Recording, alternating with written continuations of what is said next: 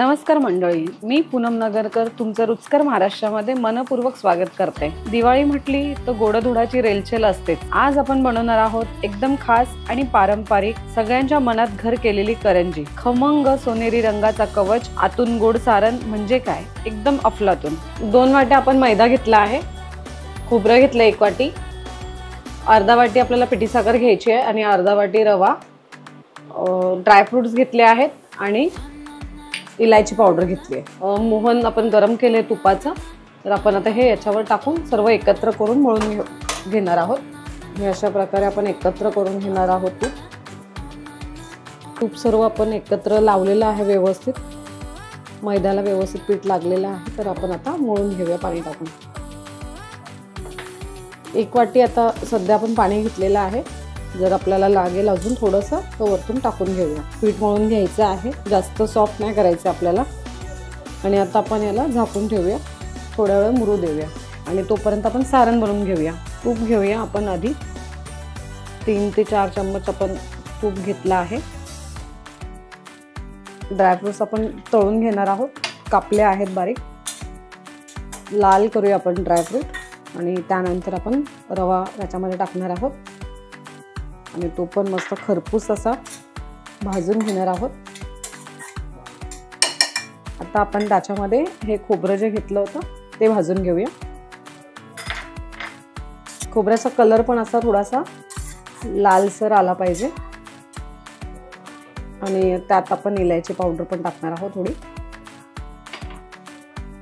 आपला खोबरं जे आहे ते लालसर झालेलं आहे, आपलं सारण रेडी झालं आहे। तर आपण आता हे एका भांड्यात काढून घेणार आहोत। आता हे व्यवस्थित आपलं भाजून झालेलं आहे, तर आपण थंड करायला आता एका भांड्यामध्ये काढून घेणार आहोत।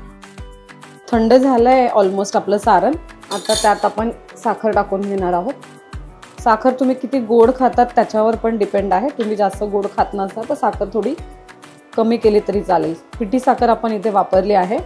पिठी साखर नसेल तर तुम्ही साखर मिक्सरमधून बारीक करून याच्यात टाकले तरी चालेल।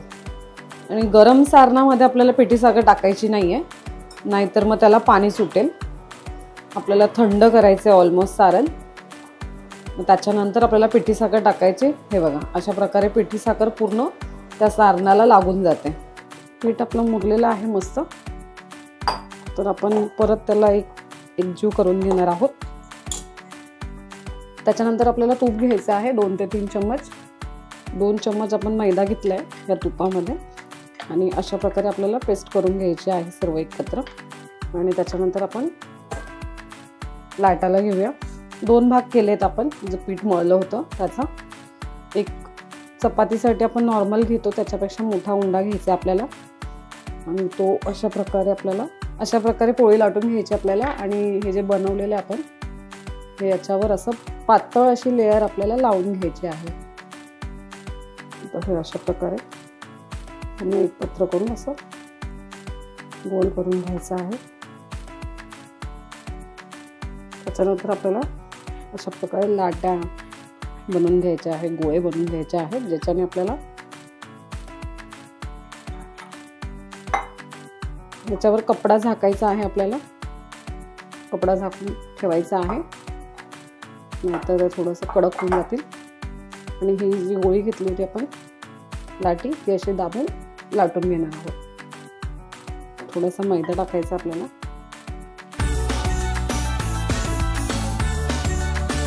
आपण साच्यामधले दाखवणार आहोत तुम्हाला करंज्या। अशा प्रकारे साच्यात ठेवायचं आहे आपल्याला।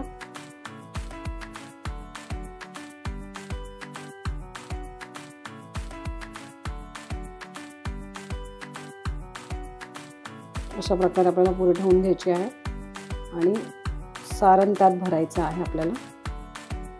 सारण भरल्यानंतर हे पाणी जे आहे ते कडेंना लावायचं आहे आपल्याला।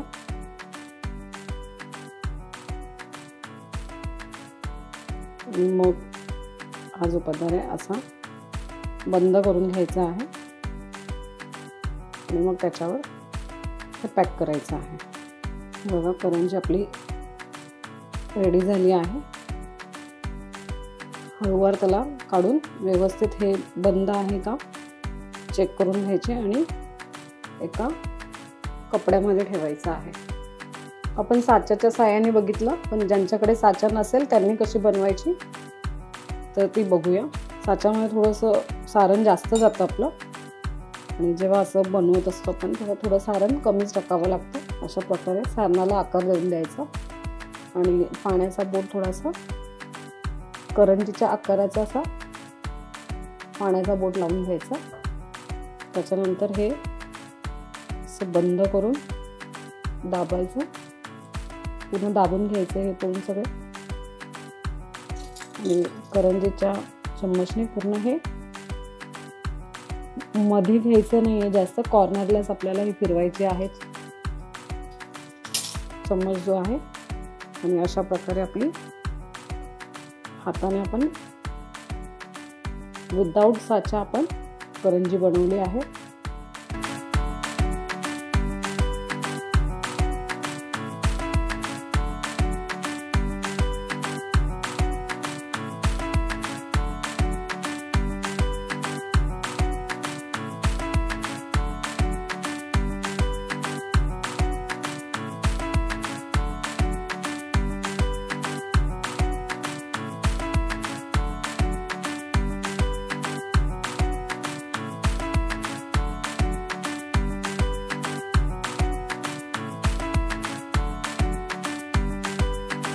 व्हिडिओ आवडला असेल तर लाईक करा, कमेंट करा आणि रुचकर महाराष्ट्राला सबस्क्राईब करायला विसरू नका.